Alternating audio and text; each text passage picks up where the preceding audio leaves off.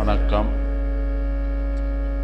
வீட்டை விட்டு வெளியே செல்லும்போது இல்லத்தரசிகள், குடும்பஸ்தர்கள், குழந்தைகள் யாராவது வீட்டை விட்டு பிரயாணம் அல்லது ஒரு வேலைகளுக்கு செல்லும்போது 5 வேப்பிலை கொண்ட அல்லது 3 வேப்பிலை கொண்ட ஒரு வேப்பிலை இலையை எடுத்துக்கொண்டு நமது முன்னோர்களையும் குலதெய்வத்தையும் இஷ்ட தெய்வத்தையும் வணங்கி அதை மடியினில் அல்லது பாக்கெட்டுக்குள் முந்தானிக்குள் வைத்துக்கொண்டு பிரயாணம் செய்தால் நல்ல பலன்கள் கொடுக்கும்.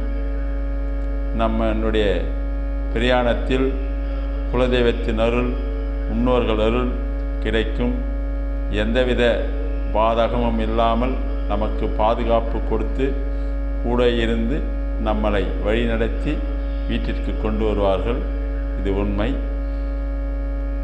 வேப்பிலை இலை குறைந்தபட்சம் 3 அல்லது 5 இலையை கொண்ட ஒரு வேப்பிலையை எடுத்துக்கொண்டு இவ்வாறு செய்து பாருங்கள். நற்பலன் பெறுவீங்கள். இது உண்மை.